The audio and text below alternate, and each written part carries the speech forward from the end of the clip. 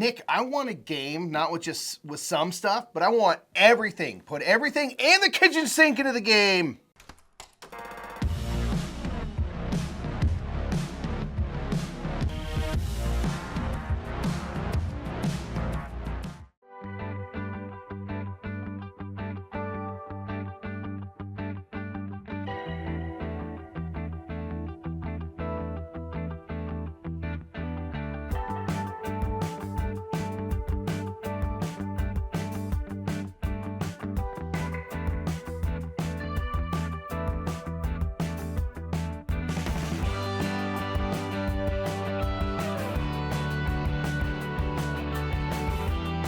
What's up, everybody? My name is Nick. I'm Mike. We are the Brothers Murph, and that's right. We're talking about games that have kind of a little bit of everything. You know, the kitchen sink roast. You know, it's like everything is in this one. It's got a little bit of deck building. It's got a little bit of worker placement. It's got a little bit of this, a little bit of that. There's a lot of these kinds of games. Tons of avenues to explore. Just so many different things. All these things thrown into one. Because sometimes you make that gumbo work really good. It's beautiful. So we're going to talk about our top 10 kitchen sink games. They kind of got a little bit of everything.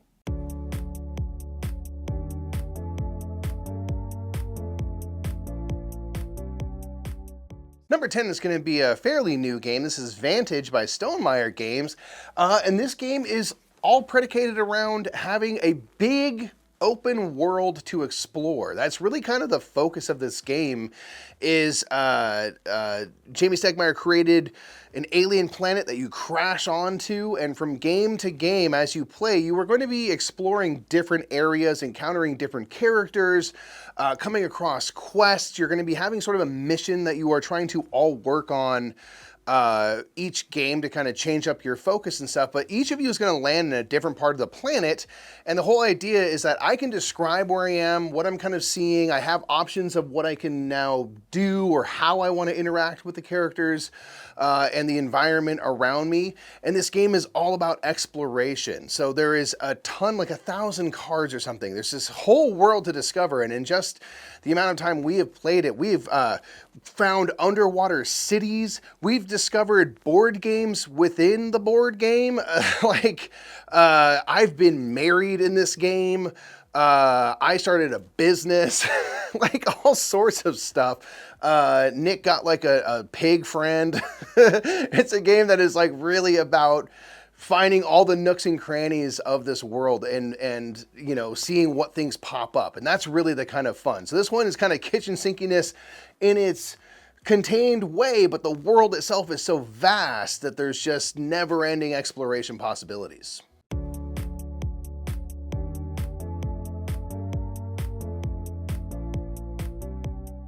Number 9 is going to be La Granja. La Granja has a whole bunch of different stuff going on. For the base amount, there's quad use cards in La Granja. La Granja is a game where you have a farm and you're basically putting in crops, getting employees, getting like livestock like pigs and stuff like that, and you're going to be fulfilling contracts and kind of putting them out into the market. That's mostly what you're doing. But this game has got a whole bunch of different stuff. And like I said, it has quad use cards. So every single card, not just multi-use, has 4 different uses, which is kind of crazy. So on the bottom of the card is an employee. Every single employee is unique, and if you tuck it under the bottom of your board, that means that card is now an employee. If you tuck it on the left side of your board, that is going to be one of 3 kinds of crops. There's like olives, wheat, and then grapes. And so if you tuck it on the left side of the card, whatever crop is on there like olives, it's now that crop. If you tuck it onto the right side of your board, it could be a couple different things. It's going to kind of upgrade your farm. It might give you a bigger hand size, might give you more income, might give you another pen for one of your pigs. And then if you put it on the top of your board, it is then a contract that you are trying to fulfill. So already alone, we got a lot of kitchen sinkiness just based off of the fact that those cards have 4 different uses. But then on top, there's a whole bunch of other parts of this game. This game is driven by dice drafting. So you basically are rolling out these dice, putting them in these 6 slots, and then you can draft a die from those various slots, and each of those 6 spots is a different action. And then on top of that, like I said, there are contracts. So there's contract fulfillment in this game, where those contracts might be like, I want 2 olives, 1 grape, and a pig. And then you have to like basically have those things and you can fulfill that contract. But then on top of that, there is a little bit of area control in this game, because you, when you fulfill one of those contracts, will take that little contract piece and you'll put it out into this kind of like central market. And contracts have different levels, I think 2 through 6. And basically whatever level it is, you have to put it on that level of this contract, and you'll be booting people out who are lower than you, who are adjacent to the piece you just put. And you'll get points for like booting people out. So there's like area control in this game. And then on top of that, around that kind of market are all these other places that you can deliver to. And delivering to those places first will get you kind of more stuff. So there's a little bit of racing there, not too much, but a little bit of racing and stuff. So there's just a whole bunch of different stuff in this game. Board and Dice did like kind of a deluxe version of this game a couple years back, and that added a whole bunch of modules to it, which again are not in kind of like the older base version, but then that added even more stuff you can do. Like I said, there's all sorts of different things you can do in this game. It's got a bunch of different mechanics, but it comes together in a really, really beautiful package. I love La Granja.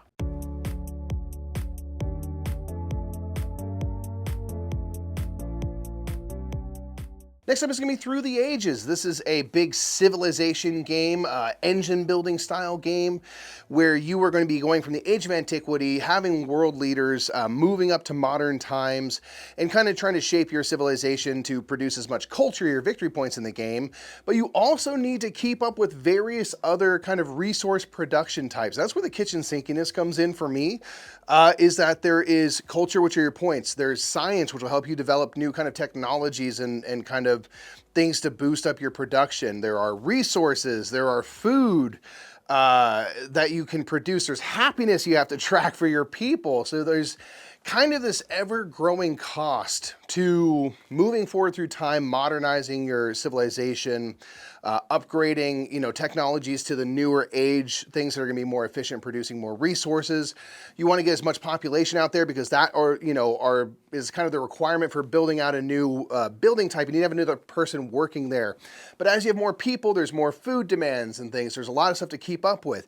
You can have armies in this game that you can build up and build strength and stuff. And there's a lot of these event cards, these politics cards that will come into play, and many of them are going to reward people who are stronger militarily than others. You can also attack other players via these event cards. On and on and on. There are world wonders to build. There's just so many ways you can work and build up your engine. Each world leader that you have throughout the game, you'll have probably several. They all have different things they do and kind of help shape your strategy throughout the game. So every game you play of this will be slightly different. It has the same cadence of moving from antiquity to modern time. You want to produce as much culture as possible, but all the things that kind of come up on your journey to getting there are so different every time that it just feels like this game truly has everything.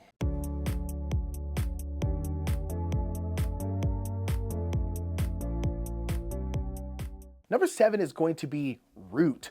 Root is a kitchen sink game basically because of the fact that it's basically multiple games in one game. Like the base of Root, a game of woodland might and right, is a generally like area control-y kind of fighting game. Everyone has their own faction. Those factions are basically trying to get control of certain areas.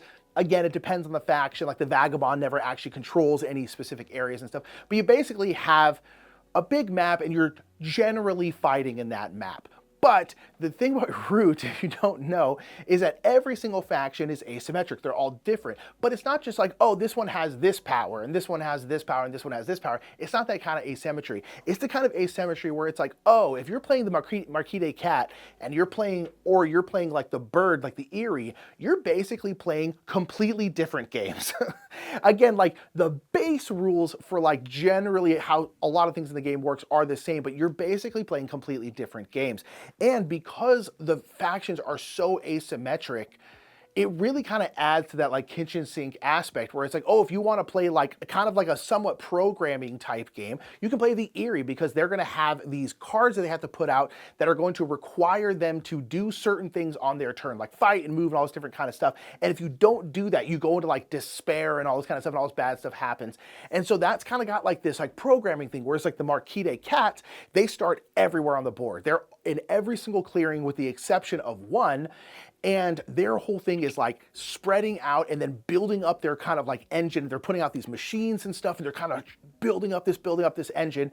Then you also have like the Woodland Alliance. The Woodland Alliance kind of don't start anywhere, but then can like pop up on the board. And they're kind of like the kind of like the guerrilla resistance, I should say. And they're kind of trying to like recruit people and turn, Marquis de Casse to like their side and all this kind of stuff. And they're playing a completely different game. And then you have the Vagabond, who's like not even in any of the clearings. They're like in the spots in between the clearings, and they're like making deals with people and trying to get stuff like that. And all of these different factions gain points in different ways. There's different things that give them points. And so you really are playing completely different games. And then if you start getting into the expansions, man, oh man, is there a whole bunch of different stuff. There's like the Riverland folk who are moving up and down the river that's on the board, and they're like doing deals with people and all this different kind of stuff, and they score points, a whole different world. There's like the Lizard Cult who can like die but then come back from the grave and stuff. It's wild. But this is one of those games that like originally we didn't think of like a kitchen sink game because it kind of doesn't feel like it, but then you really start to think about all the different factions and how it's like, oh, you want to play this kind of game? Okay, you can play as this faction and they do that thing, but this faction really, really doesn't. And so it really adds to it. And as they've added more and more and more factions to this, it's just gotten more different mechanics, more different games in there. It's a masterpiece for a reason. It's very, very cool.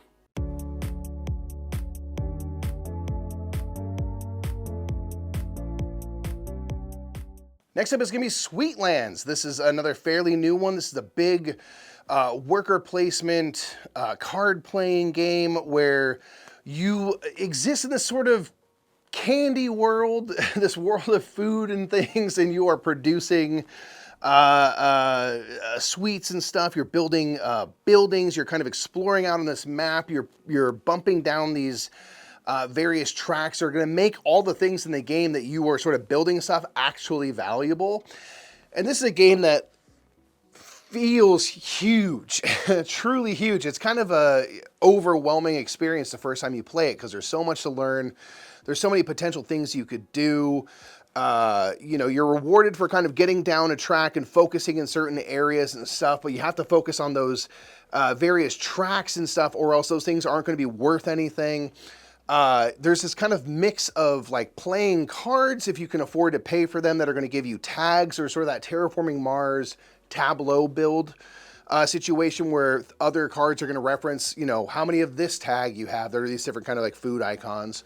So you can kind of build up stuff that way. There's this kind of like worker placement engine that goes into, getting your resources, allowing you to build buildings as you kind of explore out this map, putting down tiles first, then putting down buildings and building cities, on and on and on and on. It is very fun.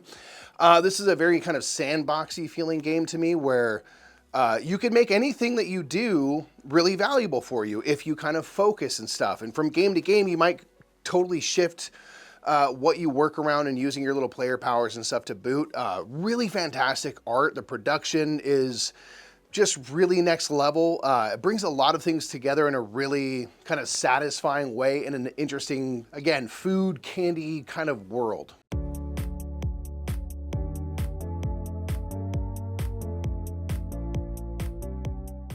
Number 5 is going to be Elder Scrolls Betrayal of the Second Era. These kinds of big expansive games tend to have a lot of different things. You could have thrown like Zaya on this list, something like that, a game where you can kind of do anything, like it's a really, really big sandbox.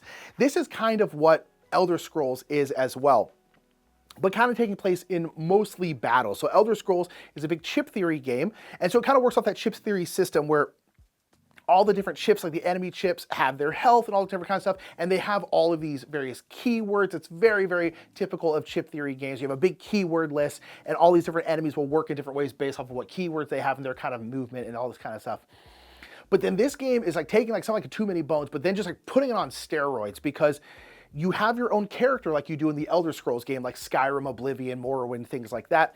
You get your own character, and then you can kind of level up your character and train them in various skills however you want. And so that's where a lot of the kitchen sinkness comes from, because your different characters, like let's say me and Mike are playing a game, like we can be complete opposite characters in this game because of the fact that like the way you can build out those skills massively changes how you work and how you go about the game, and you can choose that however you want. There are a ton of different skills in the game. You know, there's like two-handed weapon, there's like one-handed shield, and even that you would say, well, those are both melee characters, they're probably pretty similar, but they're honestly really not.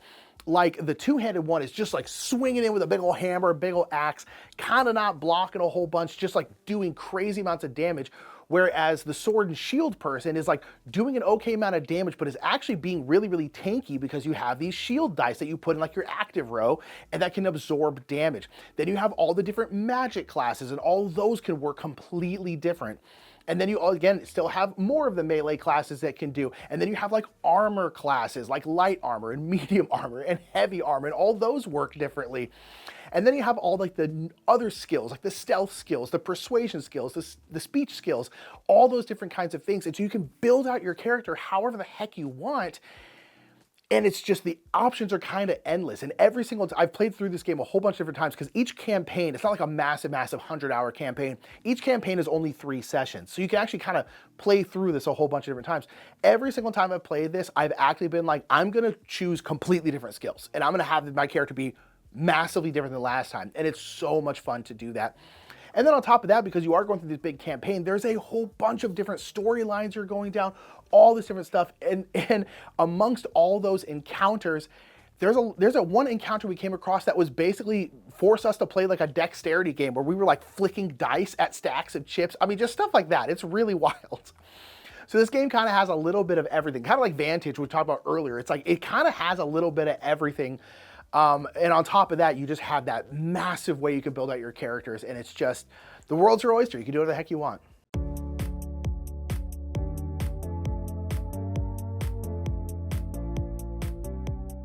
Next up is Wayfarers of the South Tigris. This is the first game in the South Tigris trilogy from Garphill Games. They've done 2 other trilogies before this, and they're working on, I imagine, the 4th and final trilogy at some point soon here.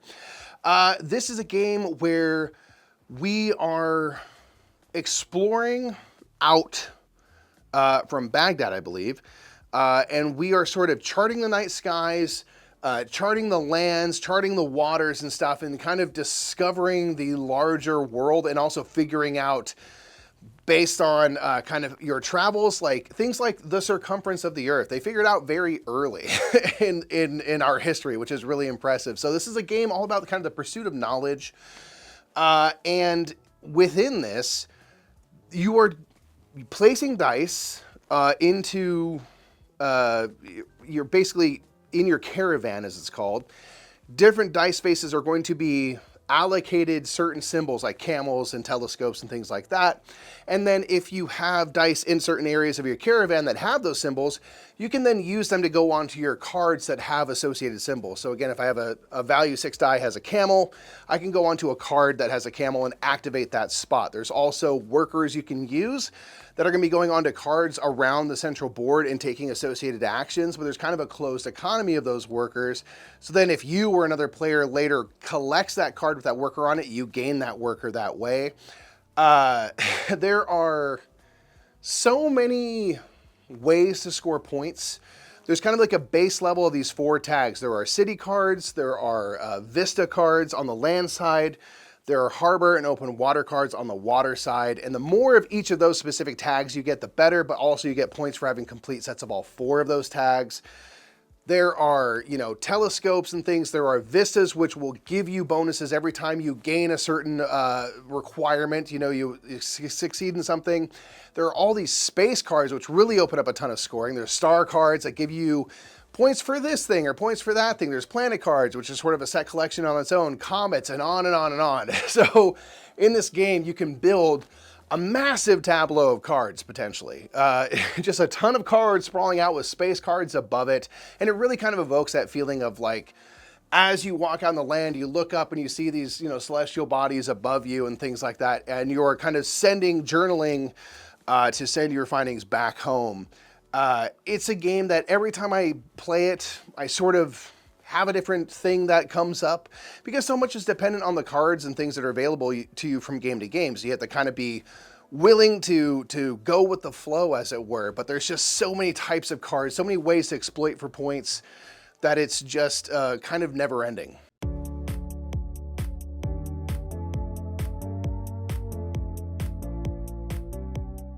Number 3 is going to be Unconscious Mind. This is one of those kind of, I would say, modern massive Euro games where a lot of times nowadays with these big Euro games, like say like a Galactic Cruise, something like that, it's like they're gonna have a whole bunch of different kind of games in them. Where Unconscious Mind is a game where you are prodigies of Freud, your therapists in this game, which is a really cool theme. I love different themes like that. And I think this one is really cool. And you are basically having clients, and you're trying to cure them of their grief. Again, top tier theme. It's very cool. So you have these patients, and then they have these kind of grief things, and you basically have this like discoveries board, and there's basically all these different like passion and thought and all these different kinds of things on there, and they're basically just tokens on a board. And to cure these patients, you have to have these tokens in certain spots. Like there's, again, red, green, and purple. You need like a level 3 red to do this, to cure this person of this. You're curing them of their grief, and then they're kind of going to give you points and then special powers and things like that, which is really cool. But this game is like kitchen sinky because there's a lot of different stuff in this game. The main way you do actions, you have these little speech bubbles, which are your workers. This is ultimately, I guess, the very base of it is a worker placement game, and you're putting these speech bubbles, these ideas out on this kind of worker placement board, and wherever your speech bubbles are pointing to, those are the actions that you're going to be doing. And so you have this whole worker placement spot, but then you also are getting these tiles and placing them on your personal board, which is like this little rondelle that's going around. And as you kind of land your little inkwell on this part of the rondelle, you're going to be getting more and more of these insights. These, again, these things, the purple ones, the green ones, and the red ones that are going on these boards that help you cure your patients. So you have this little rondelle and this kind of little bit of an engine building because you're building out these rows and these columns that you're activating. And so you're kind of engine building with that. You're engine building and tableau building with these patients, and you're getting these more and more of these special powers, becoming more and more unique.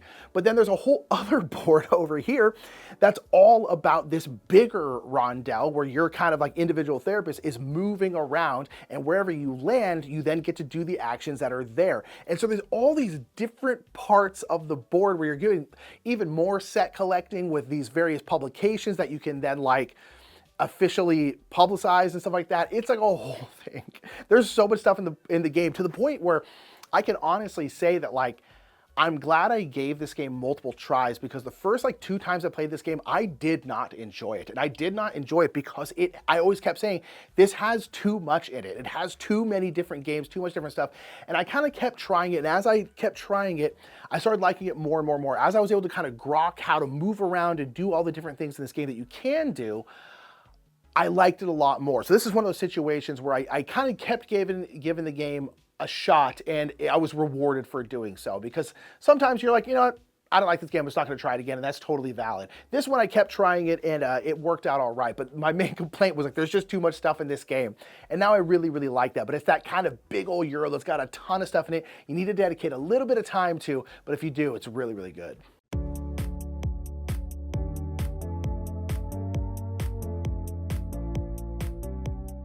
Number 2 is going to be Civolution. This is a Steffenfeld game where you are gods, I guess, sort of running a simulation of a civilization, and you're doing things and trying to, you know, bring about kind of as much prosperity to your civilization as possible. So it's a strange theme. But this is a game where you have this huge player dashboard that gives you all these options of actions you can take, and to take them, you're going to use most likely 2 dice, and combining their values together to, or using their 2 values to kind of go to a cross point. Like the 3 and the 4 will go to this specific action of all these different actions you have. This is a game where there's a central kind of map that is largely undiscovered at the start. So you can kind of gain people, move them around, discover new lands, build farms and things.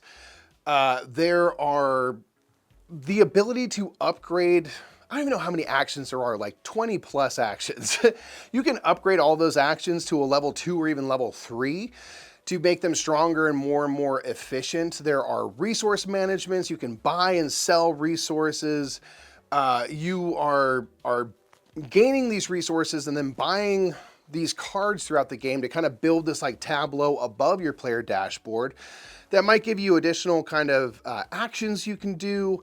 A lot of times they'll allow you to bump up these different tracks, which are kind of different areas of your culture and things of your civilization, and more, and infinite more, infinity more. There's so many things. There's literally so many things in this game.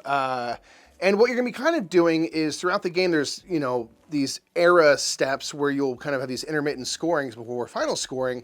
And you can kind of see at the beginning of the game, like, hey, in the beginning, we're gonna be scoring this particular track. So you might want to tailor your strategy to try to maximize on the things that are gonna be really valuable in the beginning, or kind of play toward the things that are gonna be later in the game so I can really have a lot of those things. So from game to game, the kinds of things you want to focus on, the kind of areas that are going to be most valuable will change.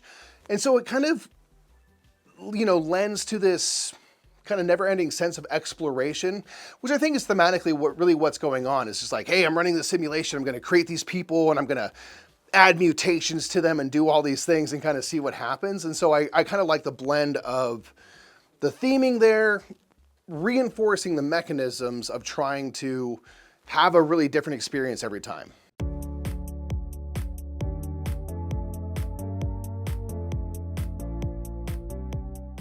Number one is a game that I think most people would probably predict on here, and this is A Feast for Odin.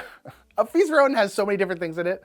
There's like, to the point where like A Feast for Odin spawned an even more popular series of games, and that's like the Patchwork games. Patchwork came out of Feast for Odin because Feast for Odin has this whole polyomino section that eventually became Patchwork, which then spawned a whole bunch of Uwe Rosenberg polyomino games. But A Feast for Odin is widely considered one of the biggest like sandbox and like kitchen sink games, where there's just so much different stuff in this game. The basis of this game, of course, is a giant worker placement game where there's like 60 different places you can put your workers. But it's got a really interesting, I guess, like worker, you have to figure out what's worth it and what's not. Basically, there's 4 different columns in the base game, and each column is going to require 1 more worker. So the first column requires 1, the second column requires 2, 3, and then 4. But the actions get stronger in those bigger columns. So it's that kind of like cost analysis that you're doing where you're like, oh, is this really worth 4 of my workers? But you're like, man, I really get to do a lot with that, which is really, really fun. So I really like that. So there's all these different spots. There is resource conversion in this game where you can get these various resources. They'll start off as orange. Orange is kind of like the weakest one. And there's all these spots that allow you to upgrade them. Orange to red, red to blue, blue to green. Or is it green, red to green, green to blue? Blue's the best. Look, blue's the best. And so you're doing like resource conversion, you're getting resource collection, like kind of resource management. You're having to feed your people, because of course you are. But then on top of that, there's all this other stuff you're doing where you have like cards that you can play, and those cards will have certain things that you want to do to fulfill them, or certain powers and stuff like that, these kind of occupation cards. Then you also have all of these islands that you can get, which increase the kind of other big part of this game. And that is like, this is a big polyomino game where you have on your main board, you have a big grid and a whole bunch of negative points. So you're starting off at a whole bunch of negatives, and every time you cover up one of those things, you're essentially eliminating those negative points. So one of your main goals is just to fill this up because you don't want any of those negatives. And so you're taking all these tiles, all these resources, all these polynomial shapes, and you're putting them on this board, make it a big old puzzle. But like I said, you can also get ships, and you can also then use those ships to go to various islands and get those islands. And those islands are also their own little polynomial boards that will give you bonuses and income and all this different stuff. And then you're putting stuff on those. You're rolling some dice because you're going out there and raiding, and you're trying to get like some plunder and all this different kind of stuff. There's tons of this game. It's enormous. This is one of those games that like is so intimidating when you first play it because there's so many options. And on top of being like a kitchen sink game, because I would argue not all kitchen sink games are like sandbox games where you can kind of just do whatever you want, right? Not all kitchen sink games are sandbox games, but this one is both. It's both kitchen sink and sandbox. Sandbox is where it's like you don't have like a linear process. Do whatever you want, do whatever actions. It's up to you what you do completely in this game, which can be very intimidating, but it's very, very fun. There's just like everything in this game, and I just absolutely adore it. Those are 10 games that have everything and the kitchen sink in bit. them, we Little think. We, again, kind of rank them by kitchen sinkiness. What a term. So let us know, A, what you think about those games. Do you think they qualify as kitchen sink games? I feel like they all have a lot going on. What are some kitchen sink games for you where you're just like, this has got everything? A little bit of everything. The Stefan, from SNL kind of This trope. game has everything. What are those for you? Deck building, a child. Baby. Yeah. What are those games for you? Put those in the comments. Let's get some suggestions for people to check out, and we will see you all next time. Bye, everybody.